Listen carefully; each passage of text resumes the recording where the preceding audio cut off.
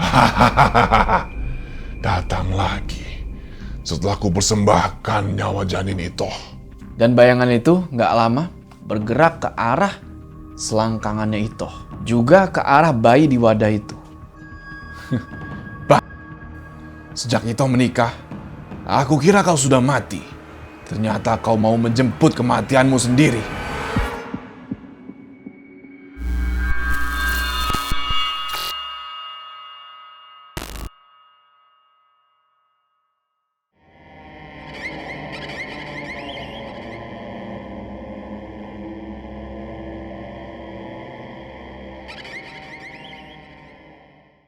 Ya, assalamualaikum teman-teman, balik lagi sama gue Joe.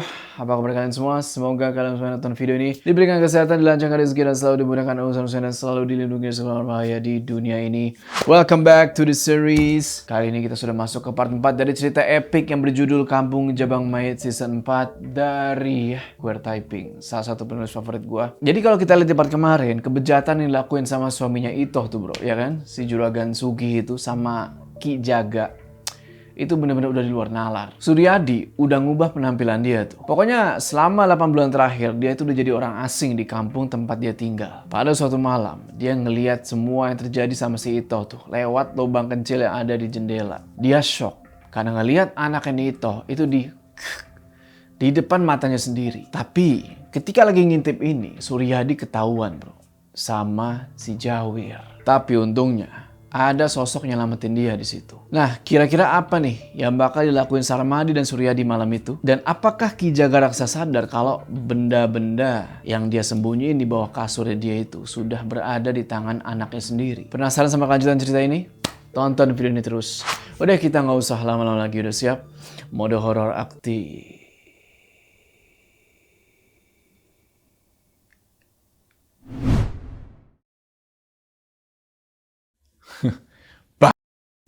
Sejak Ito menikah, aku kira kau sudah mati.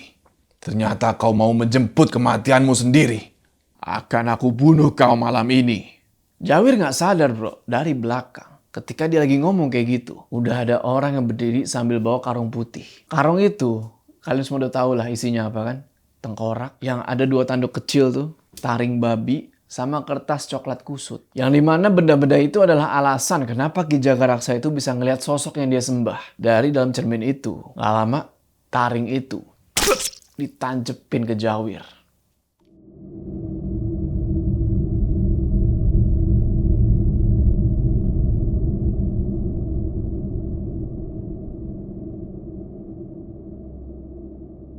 Sudah hampir setiap malam dalam seminggu ke belakang, mimpi Ito menangis dan suara bayi itu selalu hadir. Tengkorak, tanduk, topeng. Kondisi Mak Ratna sekarang itu masih dalam keadaan sakit persis kayak 8 bulan yang lalu. Mak Ratna ini juga masih dijaga bro sama anak buahnya si Juragan Sugih. Yang emang mereka ini diperintahin buat ngejaga rumahnya Mak Ratna supaya Mak Ratna ini nggak kemana-mana ataupun disamperin sama orang dari luar. Nah malam itu nggak tahu kenapa Mak Ratna ini keinget sama mimpi-mimpi yang pernah dia alamin sebelumnya. Dan sebenarnya Mak Ratna ini nggak ngerti sama sekali apa maksud dari mimpi-mimpi itu. Di dalam mimpi itu ada suara tangisan bayi yang keluar tuh bro dari perutnya Ito. Dan ada tengkorak yang punya 2 tanduk kecil di sampingnya dia tuh. Nggak tahu itu tengkorak apa. Nggak biasanya malam itu Mak Ratna keringetan banget, padahal cuaca malam itu bisa dibilang agak dingin. Di situ dia nyoba buat tidur. Niat dia tuh karena dia pengen ketemu sama Ito di mimpi. Ya setidaknya buat ngobatin rasa kangen lah, soalnya Mak Ratna ini udah nggak ketemu Ito selama kurang lebih 8 bulan. Cuma malam itu usaha Mak Ratna buat tidur nggak bisa bro. Kenapa? Karena di luar itu anak buahnya Jawir yang ngejagain rumahnya Mak Ratna itu lagi pada mabok-mabokan, berisik.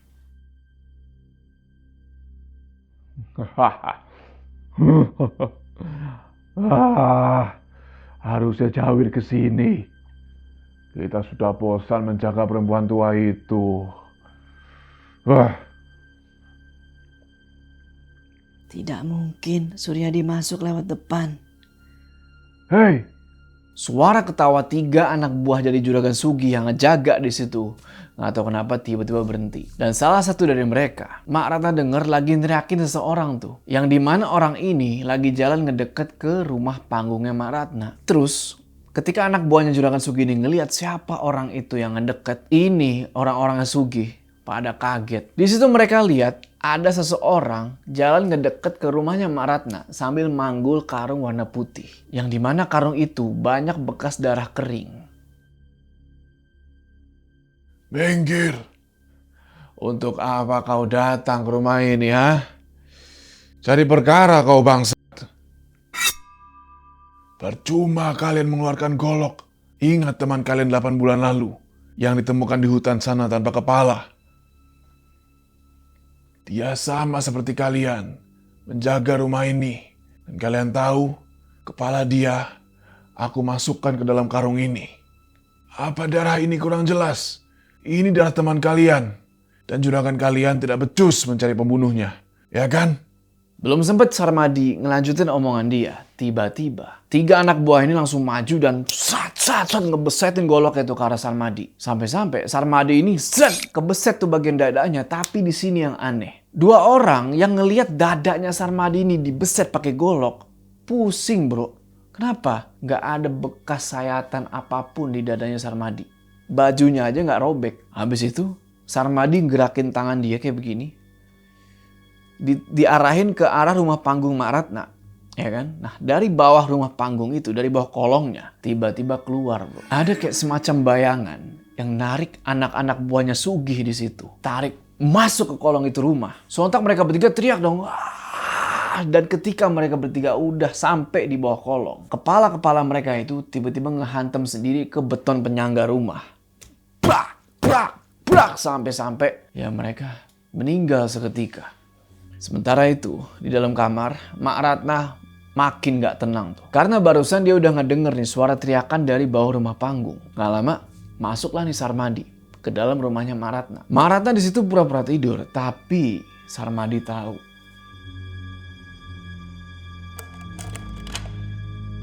Tidak usah berpura-pura, Mak. Saya adalah orang yang diceritakan Suryadi 8 bulan lalu. Yang dulu memberikan bunga. Atau bunga yang sudah Mak minum jauh sebelum Mbah Wirya bapaknya Itoh meninggal akibat ulah Sugih dan bapak saya. Jadi kamu yang memisahkan tubuh dan kepala anak buah Jawir di hutan? Demi Itoh dan demi anakku sembuh, serta demi kematian Sugih dan Ki Jaga, Mak, saya datang ke sini untuk memastikan sesuatu.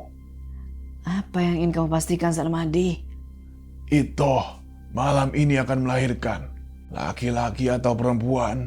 Bayi itu akan jadi wadal tumbal Ki Jaga kekayaan Sugih.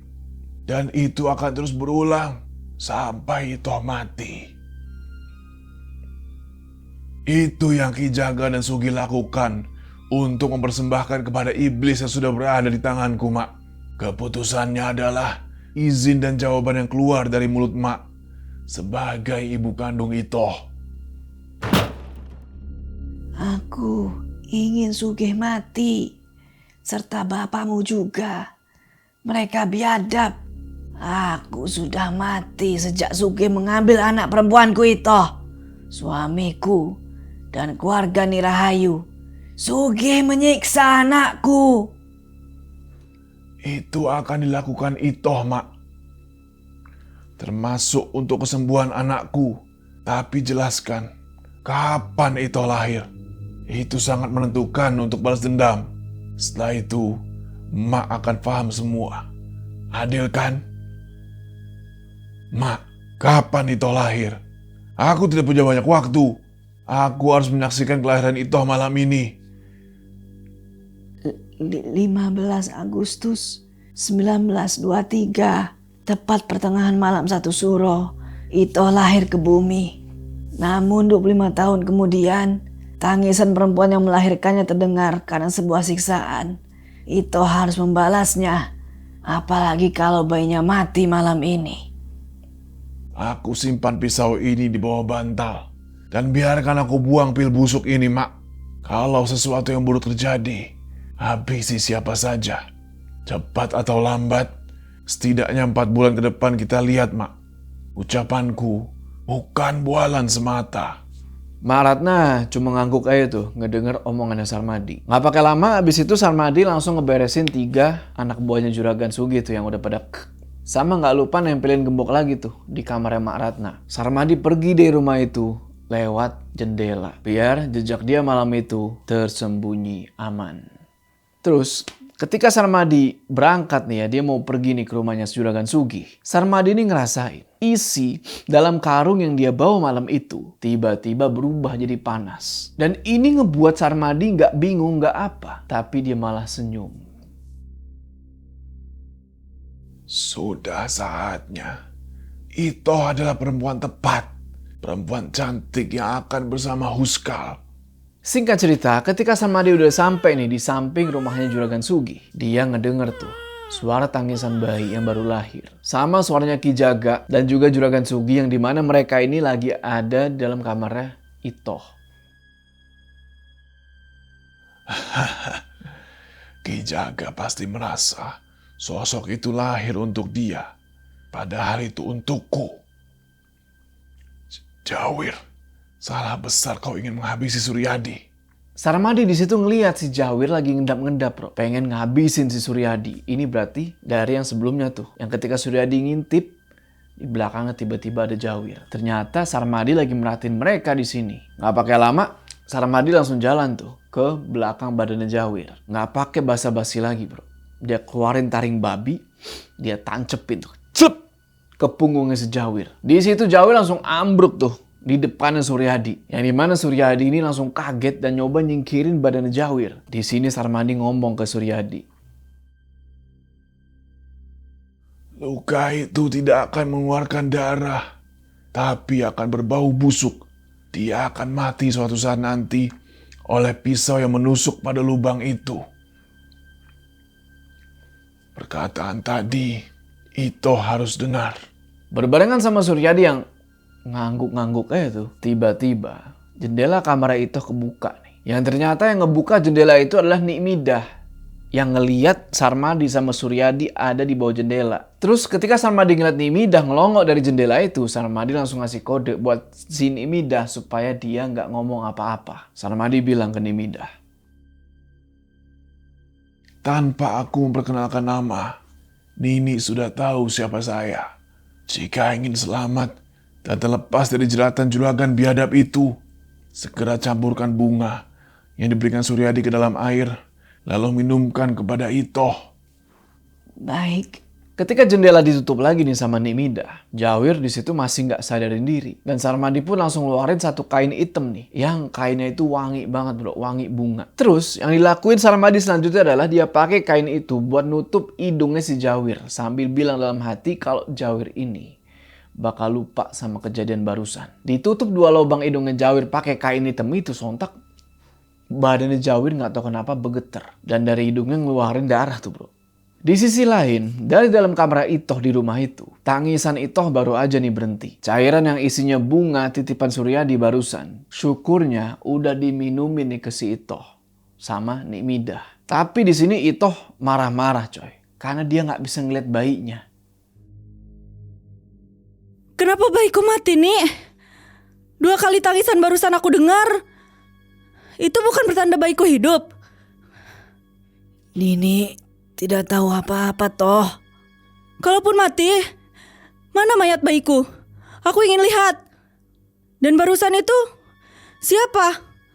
Kepala pelontos di luar jendela. Aku seperti mengenali wajah itu. Jasad anakku sudah aku kubur Itoh. Tidak apa-apa, yang penting kamu selamat. Urusan bayi nanti kita usahakan lagi. Tenang.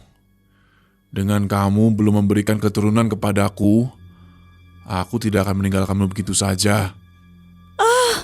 Nih, sakit. Lubang. Tolong nih, sakit. Kenapa nih? Bagian peranakannya mengalami pendarahan juragan. Yang kuat toh, Nik Midah pasti bisa menyembuhkan. Juragan Sugi di situ pura-pura cemas. Meskipun kenyataannya dia itu masuk ke dalam kamar itu tujuannya adalah buat mastiin apa yang udah dibilang Ki Jaga Raksa sebelumnya. Yang dimana Ki Jaga sekarang udah pulang tuh ke rumah gubuk dia di Leweng Sirna. Di sana Ki Jaga Raksa bakal ngubur jasad bayinya Itoh di atas wadah besi yang di dalamnya ada tengkorak dan benda-benda lain yang selama ini dia kubur. Dia nggak tahu kalau benda-benda itu udah diambil sama Sarmadi. Kabar meninggalnya bayi Itoh Nurasi udah kedengeran nih sampai ke ujung desa Kembang Sirna. Banyak orang yang nyeselin kenapa kejadian buruk itu menimpa Juragan Sugi. Yang mana warga kesian gitu sama Juragan Sugi. Secara Juragan Sugi ini udah lama pengen punya anak. Dan kenapa warga bisa ikut ngerasa berbelasungkawa sama si Juragan Sugi ini ya? Karena ya Juragan Sugi ini bisa dibilang udah dianggap juru selamat lah sama warga-warga desa di kampung itu. Meskipun kenyataannya ya mereka nggak tahu sama sekali kebiadaban apa yang udah dilakuin Juragan Sugi ke Itoh. Dan sekarang masih ngerasain sakit di bagian perut sama kelaminnya dia. Soalnya sampai sekarang si Juragan Sugi ini masih tetap, maaf nih ya, menyetubuhi Itoh. Karena saking nafsunya dia supaya Itoh ini hamil lagi dan ngelahirin bayi yang dia mau. Kabar kematian bayinya Itoh udah sampai tuh ke telinganya Mak Ratna dan Bu Rukmini, istri pertama dari Juragan Sugi. Mak Ratna makin percaya nih ke Sarmadi setelah dapet cerita mengenaskan itu dari Suryadi. Dan semenjak dari situ Suryadi nggak pernah lagi tuh ngunjungin rumahnya Itoh. Ditambah penampilannya Suryadi yang baru udah dikenalin sama si Jawir. Tapi si Jawir, ya kan, sampai sekarang nggak bisa inget kenapa dia bisa dapat luka di punggungnya. Sementara itu, Nik Midah ngerasa ada yang janggal soal bunga kembang yang Suryadi kasih sebelumnya. Setiap hari Nik Midah terus aja tuh kasih kembangnya ke Itoh sampai habis. Tapi udah banyak mengkonsumsi kembang itu kok kayak nggak ada reaksi apa-apa. Selain Itoh yang sekarang makin punya kesadaran lebih setiap harinya. Di satu sisi, Nik Midah selalu ingat sama pesan yang Suryadi kasih dia. Soal kalau benda ini nggak bereaksi, berarti kata Sarmadi, Itoh ini sudah disetubuhi sama Ki Jaga Raksa. Cuma pesan itu aja tuh yang Nik Midah inget-inget. Sambil mikir dia mau nyari waktu yang tepat. Buat kapan gitu ya Nik Midah ini bisa pergi ninggalin rumah biadab itu secara hidup-hidup. Waktu itu juga Bu Rumi ini udah ngasih saran bro, supaya si Juragan Sugi ini ngasih jeda gitu loh, nyetubuhin si Itoh. Cuma sayangnya omongan dari istri pertamanya Juragan Sugi ini nggak didengerin sama sekali. Termasuk sore itu, yang mana Bu Rumi ini baru aja keluar nih dari rumahnya Itoh. Dianterin sama anak buahnya si Jawir. Di situ ada Juragan Sugi tuh bro, yang lagi marah-marah nih sama si Jawir. Apa yang terjadi sama kamu malam itu? Kamu berkelahi dengan 3 anak buahmu sampai kamu ditusuk di bagian bahu. Aku tidak mau ini terulang, Jawir. Baik Juragan. Pastikan Nik Midah tidak pernah buka mulut tentang apapun juga. Dan aku ingin Suryadi itu mati. Ternyata Jawir ini berhasil ngobongin Juragan Sugi itu bro. Pakai cerita-cerita karangan yang dia buat-buat lah. Dia emang ngerekayasa tuh soal kejadian yang menimpa 3 anak buahnya. Yang dimana tepar di bawah rumahnya Mak Ratna malam itu. Dan Jawir juga gak mau jujur soal waktu itu yang dia ngintip Itoh yang lagi disetubuhi itu sama Ki Jaga Raksa. Sebelum Jawir pergi, Juragan Sugi ngasih kata-kata dia yang terakhir tuh. Kalau obat tidak mampu membuatnya mati perlahan, kamu tusuk perutnya pakai pisau sampai dia tidak bernyawa. Habis ngomong begitu ke si Jawir, Juragan Sugi langsung jalan nih ke arah Nik Midah. Sementara Jawir sekarang, dia jalan keluar rumah tuh. Tapi dia nggak pergi ninggalin halaman. Dia malahan jalan nih bro, ke arah jendela kamarnya nih Itoh. Dia masih penasaran nih, orang demen banget sama Itoh gitu ya. Dia pengen ngintip lagi tuh, pengen ngeliat kecantikannya Itoh lewat lubang yang ada di jendela itu. Yang dimana pas diintip, dia ngeliat Itoh ini lagi duduk di atas kasur. Dan dari situ Jawir ngedenger obrolan Juragan Sugi sama Nik Midah di dalam rumah itu. Benar yang Nini katakan. Entah Juragan, semenjak bulan pertama rahim Itoh rusak. Tapi anehnya, tanda-tanda di perutnya menunjukkan kalau dia hamil 3 bulan. Barusan ini sudah pastikan. Bagus nih. Berarti tentang rahim Itoh itu rusak salah. Setiap malam aku setubuh Itoh. Tidak pernah tuh ada tanda dia kesakitan. Tolong hentikan. Itu menyiksa Itoh Juragan. Alasan Nini memberitahu ini agar juragan berhenti menyakiti Itoh. Kau di sini hanya bekerja nih. Ingat, kau tidak perlu memberikan aku saran. Suge, bisa mati nih tua itu. Untungnya di situ ada Ki Jagaraksa yang ngelihat si Juragan Sugih lagi nyekek Nik Midah tuh. Nyuruh dia buat berhenti. Kalau enggak mungkin Nik Midah ini udah... Nggak lama, Ki Jagaraksa dan Juragan Sugih masuk tuh ke dalam kamar Itoh. Sementara Nik Midah jalan keluar lewat dapur buat mastiin sesuatu dari balik kamar Itoh. Dan bener aja, baru aja dia jalan ke arah samping jendela kamar Itoh. Ternyata udah ada si Jawir yang masih ngintip dari lubang jendela itu. Ngeliatin Itoh. Lewat lubang itu, Jawir ngelihat Itoh ini kaget karena kamarnya tiba-tiba dimasukin sama Juragan Sugih dan Ki Jagaraksa. Di situ Itoh ketakutan ketika Juragan Sugih ngambil kain jarik sama kendi coklat yang lagi dibawa tuh sama Ki Jagaraksa. Aku sudah tahu istrimu ini hamil lagi, Sugih. Usianya sudah 3 bulan. Sesuai yang dikatakan Nini sialan itu. Mau apa kalian? Ki, apa kau tidak malu jika nanti warga desa Kembang Sirna kembali mengetahui bahwa anak itu perempuan? Kau begitu dihormati, kaya raya, tapi tidak punya anak laki-laki. Apa ini yang terbaik? Setidaknya, kalau kau belum punya keturunan laki-laki, kekayaanmu akan semakin melesat, Sugih. Terlebih, nanti itu akan hamil lagi. Ada apa lagi ini? Ini tidak akan lama, toh. Percayalah, ini demi kebaikan kita. Tidak, aku tidak mau. Tidak akan sakit, toh. Percaya padaku. Aku tidak tahu apa yang akan kalian berdua lakukan. Cepat, Sugih. Atau kamu mau ibumu, Mak Ratna, mati malam ini juga? Kamu tidak bisa lepas dari keinginanku, Itoh. Di situ Juragan Sugih secara kasar narik kencang tuh rambutnya Itoh sampai si Itoh ini nangis. Nah, ketika rambut sama leher itu makin ditarik, Ki Jaga langsung ngangguk tuh bro ke arah Juragan Sugih ngasih instruksi. Yang mana kain jarik yang tadi dibawa Ki Jaga yang bau kembang itu dipakai buat ngebekep hidungnya si Itoh. Nggak pakai lama, ketika dibekep itu Itoh langsung pingsan. Dan dia jatuhlah ke atas kasur dengan kedua kaki yang sengaja dibuka lebar tuh. Terus ditutupin pakai kain jarik barusan. Entahlah nih mau diapain lagi. Sudah, Ki. Jabang bayi ini adalah persembahan setiamu kepada junjunganku, Sugih. Percayalah, tidak akan lama lagi keturunan anak lelaki dan kekayaan serta kekuasaan akan kamu dapatkan berkali-kali lipat. Rahim ini akan kembali hamil olehmu. Anak lelaki setelah ini akan keluar dari kemaluan itu. Baik, Ki. Pelan-pelan Ki Jagaraksa ngusap-ngusap tuh perutnya si Itoh. Dan gak lama bayangan hitam nampakin wujudnya. Ki Jaga lihat dari cermin tuh. Dan di situ dia langsung senyum. Apalagi setelah dia nguburin jasad dari bayinya Itoh di atas wadah besi yang sebelumnya isinya itu udah diambil sama Sarmadi. Ingat kan? Wadah besi yang dikubur di bawah kasur gitu. Wujudkan keabadian itu untukku, wahai Huskal. Ki Jaga, diam.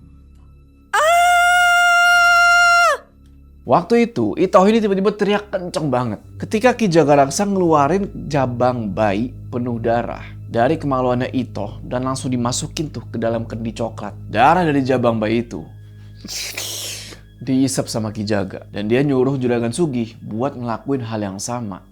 Nah, sementara itu, tanpa mereka sadarin, dari tadi Jawir masih aja tuh terus ngintip dari lubang. Dia lihat semua kejadian itu. Yang dia gak sadar, ada laki-laki yang lagi bawa karung putih, berdiri gak jauh di belakang dia. Dimana itu jadi pertanda kalau kemunculan iblis Huskal itu bukan karena Ki Jaga, tapi karena tengkorak bertanduk kecil itu yang dibawa sama si Sarmadi. Darah segar ini akan menjadi persembahan. Besok malam, datanglah ke gubuk rumahku. Akan ada hadiah untukmu, Sugih. Habis itu, Ki Jaga pergi. Dan Juragan Sugih ngebawa kain jarik yang udah berdarah-darah tuh keluar dari kamarnya si Itoh. Nimidah yang lagi duduk di meja makan dapur sontak ngeliat si Juragan Sugih sama Ki Jagaraksa keluar dari kamar Itoh. Kaget bro, berdiri dia langsung. Apa yang terjadi? Nini urus Itoh. Dia belum tahu kan tentang kehamilannya? Nini, bayiku mana, Ni? Kenapa rahimku sakit? Kemaluanku juga sakit, Ni. Tolong. Darah apa ini? Jangan bilang ini yang sudah dilakukan Juragan dan Ki Jaga. Di situ Nimidah udah nangis aja tuh bro. Ketika nangisnya Itoh makin lama makin kenceng. Karena Nimidah udah tahu bahwa kehamilan kedua si Itoh ini udah sengaja digugurin sama Ki Jaga dan Juragan Sugih. Yang juga sebenarnya Sugih pun gak tahu maksud dari ritual menggugurkan kandungan itu. Terus di sisi lain setelah ngeliat kejadian barusan, Jawir yang seharusnya dia punya rasa iba nih ke si Itoh. Malahan maaf nih ya, nafsu dia malah naik. Dia malah pikirannya tuh makin menjadi-jadi. Dalam hati dia bilang, besok malam Juragan akan pergi ke rumah gubuk Ki Jaga. Di rumah ini hanya akan tersisa Nimidah. Waktu yang tepat. Singkat cerita, besok harinya Itoh cuma tiduran aja tuh di atas kasur. Dengan rasa sakit yang berkali-kali lipat tuh berasa di rahimnya dia. Badannya sekarang itu gak mampu lagi buat jalan. Sampai-sampai dia ini harus dipapah tuh. Kalau pengen ke kamar mandi, pengen sekedar buang air kecil atau buang air besar. Ataupun pengen makan tuh di meja makan. Nah, kehadiran Ibu Rukmini juga waktu itu nggak mampu ngebuat Itoh seketika sembuh. Juga Bu Rukmini yang tahu soal kelakuan Juragan Sugih dan Ki Jaga benar-benar marah di situ. Walaupun ya dia cuma bisa marah doang, dia nggak bisa ngelakuin apa-apa buat ngelawan suaminya itu dan juga Ki Jagaraksa. Aku selayaknya binatang, Bu. Juragan hanya ingin keturunan. Tapi Juragan juga yang menghabisi kedua anakku. Ibuku juga. Kalau aku jadi kamu Toh, mungkin aku akan mati bunuh diri, menahan semua siksaan biadab ini. Tapi untuk kamu jangan. Apa kamu ingin membalas semua ini? Kalau kamu mau, aku punya rencana. Katakan, Bu, rencana apa itu? Sementara Nimidah yang baru aja nyimpen 2 gelas teh anget tuh plek di atas meja. Dia ngedengerin aja tuh obrolan Bu Rukmini sama si Itoh soal rencana mereka buat ngabisin Juragan Sugih dan Ki Jagaraksa. Dan sebenarnya ternyata apa yang dilihat Itoh sekarang di halaman belakang rumah itu sebenarnya adalah makam palsu dari anaknya Itoh yang sebelumnya udah dibikin sama si Ki Jaga buat merekayasa semua kejadian itu. Satu persatu Toh. Malam ini Juragan tidak akan ada di rumah. Artinya Jawir, sesuai yang Nimidah katakan dan lihat, sangat ingin menyetubuhi dirimu. Kesempatannya dimulai dari malam ini. Aku paham, Bu. Apa yang harus aku lakukan? Mereka hanya ingin tubuhku ini. Di situ tangannya Itoh udah begini saking keselnya. Gak lama Bu Rukmini langsung berdiri. Dia jalan nih ke arah kamar Itoh sambil ngeluarin pisau dari dalam tas yang dia bawa tuh.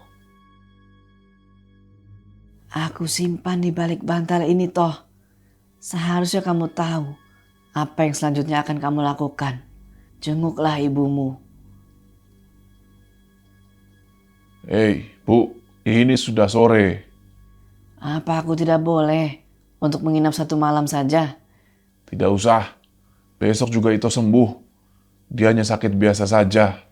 Omong kosongnya Juragan Sugih, Bu Rukmini iyain aja tuh. Ya udah kan, kayak gituin ya Bu Rukmini keluar dari kamar Itoh dan dia pergi tuh dari rumah tersebut. Terus, ketika di luar rumah, dari arah gerbang, Bu Rukmini merhatiin ke sekitaran nih. Kayak ada sesuatu yang mau dia cari. Dan gak lama kemudian, dia keluarin semacam kembang putih bro dari tas yang dia bawa. Terus dia jatoin lah di situ tempat dia berdiri.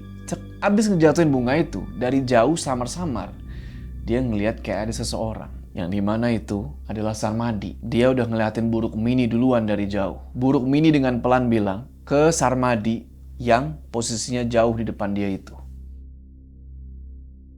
Aku sudah jalankan perintahmu. Ini pertanda yang kau inginkan. Maka jagalah aku sampai semua harta dia berada di tanganku. Mati kau Jawir. Dari dalam kamar, Itoh lebih milih buat merem aja tuh. Cuma sesekali dia ngintipin si Juragan Sugi tuh yang baru aja ganti baju, sekarang udah pakai baju serba hitam. Dia bilang kalau dia ini ada urusan penting malam itu. Nah si Itoh nanti malam bakal ditemenin sama Nik Midah tidur. Habis itu Juragan Sugi pergilah dari kamar itu dan gak lama kedengaran suara. Tang! Kedengaran suara gelas jatuh dari luar kamar. Di situ Itoh paham kalau itu tandanya Jawir udah mulai ngintip. Karena dia tahu Juragan Sugi keluar. Gak pakai berlama-lama karena dia ngerasa Jawir lagi ngeliatin selimut yang dari tadi nutupin badannya. Pelan-pelan dia buka tuh. Set. Sampai seluruh baju yang lagi dia pakai dia buka tuh. Buat ngundang si Jawir masuk ke dalam kamar. Ini yang umurnya di bawah 18 tahun skip. Ya gue gak mau dimarahin orang tua kalian. Oke kita lanjut.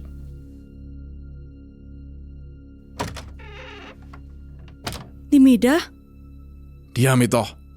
Jangan berisik. Nimidah sudah masuk ke dalam kamar. Itoh di situ berusaha tenang. Dia cuma senyum aja tuh ke arah si Jawir yang lagi ngegodain dia tuh. Biar si Jawir ini nggak ngerasa curiga. Jawir yang udah nafsu banget, dia buka bajunya tuh. Terus dia bilang ke si Itoh. Aku kasihan melihatmu seperti itu. Malam ini akan aku buat kau senang. Cepat sini Jawir. Ini bukan yang kau mau selama ini? Tidakkah kau menunggu lama untuk malam ini? Semenjak pertama kali kau melihatku malam itu di rumah Mak Ratna. Aku tahu kau sudah tergila-gila pada tubuhku, bukan? Nikmati saja Itoh. Akan aku nikmati, Jawir. Tangan Itoh masuk dalam bantal. Yang Jawir nggak tahu Itoh ini nyari pisau yang disimpan di situ di bawah bantal. Itoh udah siap nancepin pisau itu ke punggungnya Jawir yang ada luka bekas tusukan taring babi. Nggak pakai lama, Jawir udah menggerayangi badannya si Itoh. Ketika lagi momen seperti itu, ditanceplah pisau itu ke bekas luka Jawir yang ada di punggung.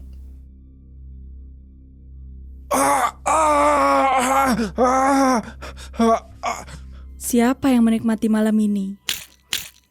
Tusukan demi tusukan, sekarang sayatan tuh. Itoh sayatin pisau itu dari samping kepala Jawir sampai ujung bibir. Udah pengen jadi Joker kali ini. Berkali-kali Itoh sayatin tuh. Trat, sampai ngebentuk lambang. Wah nggak jelas lah tuh. Ketika Jawir mau ngelawan, tiba-tiba itu ujung pisau ditancepin ke sini nih, ke dagunya Jawir. Wah ini pokoknya mengerikan banget lah kalau gue gambarinnya. Pokoknya brutal sih Itoh ngabisin Jawir sampai akhirnya Jawir ini meninggal.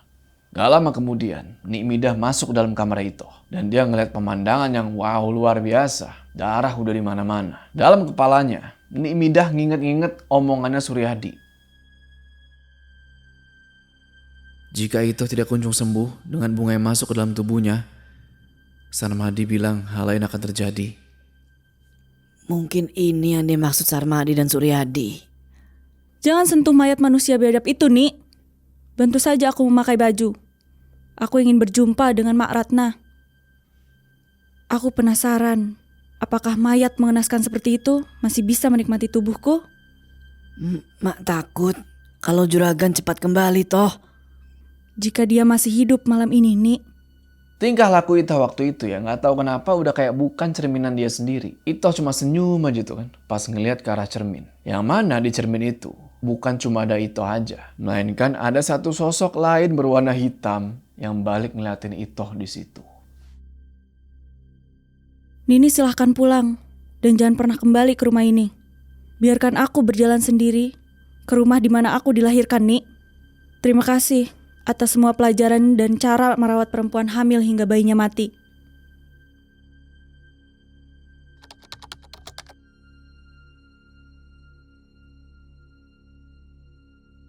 Sebentar lagi kamu akan sembuh, nak. Dendam nenekmu, ibumu akan tuntas malam ini. Ternyata malam itu bro, Ki Jaga Raksa baru aja mau digantung tuh sama Sarmadi. Tepat di tiang pintu ke arah kamar. Tapi karena nggak mau ramuan yang udah masuk ke dalam perutnya Ki Jaga itu berhenti bereaksi dengan cepet, tali yang udah disiapin sebelumnya dililitin tuh ke leher Ki Jaga dan langsung digantung atau sama Sarmadi. Ki Jaga di situ nggak langsung mati, tapi dia udah kayak ikan lah. Dia cuma bisa tahan nafas. Dia tahu kalau bentar lagi dia mati. Nggak lama dari situ, tiba-tiba Sarmadi nuncepin pisau ke perutnya Ki Jaga. Langsung ngocor lah tuh banyak darah. Di situ juga ada Joni, anaknya Sarmadi. Di situ dia ngebuka mulut, pengen minum darah yang ngucur dari perut kakeknya sendiri. Habis itu, Sarmadi nyeret dia. Dan dia bilang tuh ke si Joni, Ingat, nama perempuan yang akan menyembuhkan kamu itu adalah Itoh Nurasih. Itu adalah ibu angkatmu, nak. Biarkan tamu penting itu, aku yang sambut, Ki. Selamat menikmati siksaan, dan selamat. Kau telah dibohongi olehku. Ki Jaga, ini aku, Suge. Aku tahu kedatanganmu malam ini untuk menerima hadiah penting dari Ki Jaga, kan? Tentu. Sebelum aku pulang, Suryadi tiba di gubuk ini. Dia melakukan itu pada Ki Jaga. Sarmadi ngomong kayak gitu sambil nunjukin ke Ki Jaga tuh yang udah ngegantung. Juragan Sugih ngedeketin jasad Ki Jaga, dia cabut pisau itu dari perutnya, terus dia bilang ke Sarmadi, Di mana Suryadi berada? Akan aku habisi malam ini juga. Yang aku lihat, Suryadi ada di rumahnya Mak Ratna. Bahkan aku melihat Itoh juga ke sana. Bangsa.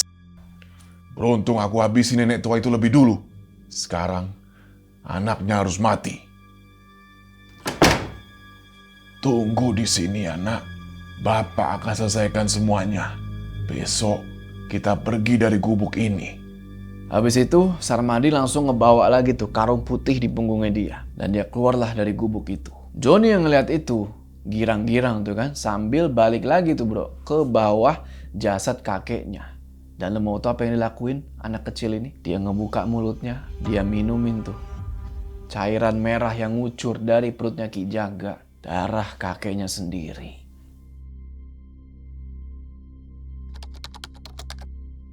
Di rumah Maratna, dua anak buah Juragan Sugih baru aja tuh ninggalin rumahnya Maratna setelah kedatangan si Itoh. Itoh ngasih perintah buat mereka pergi karena dia bilang udah dapat izin dari Juragan Sugih dan Jawir buat ngelihat kondisinya Mak Ratna.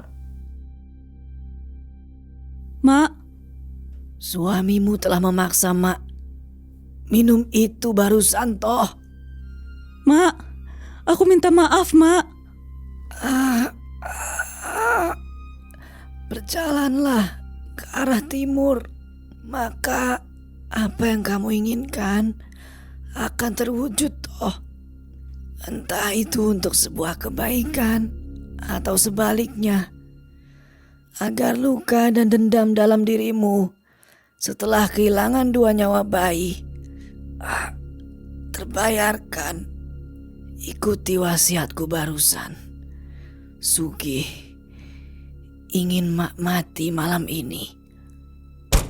Maratna! Bangsa. Kau telah mengacaukan semua ini, Suryadi. Ki Jaga, kau bunuh. Tiba-tiba pahanya Suryadi dicelep tuh sama si Juragan Sugih. Dia disergap bro. Ketika Suryadi ini pengen masuk lewat jendela, ternyata udah ada si Sugih yang nungguin. Di situ Mak Ratna udah meninggal akibat dipaksa minum obat tuh sama si Juragan Sugih. Di situ Juragan Sugih teriak kenceng banget sampai si Itoh ngedenger jelas. Sementara Suryadi yang pahanya nancep pisau cuma bisa ngerangkak di lantai itu. Sementara si Juragan Sugih ini ngedeket. Juragan Sugih angkat lagi pisau, dia hantemin lagi. Tapi yang ini set, Suryadi berhasil ngindar. Suryadi di sini nggak tinggal diam. Dia ngelakuin perlawanan, dia keluarin golok bro. Dia bales pengen ngebacok itu kakinya si Sugih. Tapi sayangnya Sugih ngehindar. Di sini Sugih loncat, dia Nyoba buat nancepin pisaunya itu ke arah Suryadi, tapi Suryadi langsung tahan pakai golok dia begini. Das, jadi wah ditahan gitu bro. Juragan Sugi neken sekuat tenaga supaya pisau itu bisa ngalahin golok dari Suryadi. Dan bener aja, srat! Senjatanya Sugi itu ngenain pipinya Suryadi. Dari situ sudah ditendang. Bak perutnya si Juragan Sugi. Dibalikin di posisinya bro. Sekarang Suryadi yang ada di atasnya Juragan Sugi. Nah nggak pakai pikir panjang lagi. Ujung goloknya Suryadi nih langsung ditancepin ke perutnya Sugi tuh.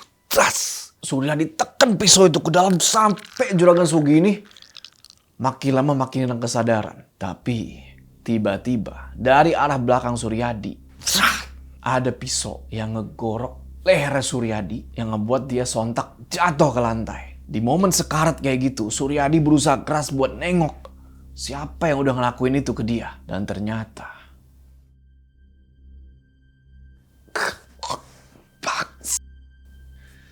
biadab kau.